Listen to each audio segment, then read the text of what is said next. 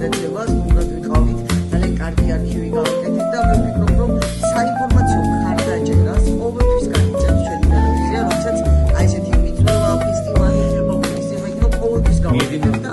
ეს ბავშვები გააშუქებენ ამ ვერსიას. ასეთი მე ჩემს მე აგერ ერთი წელი ახალი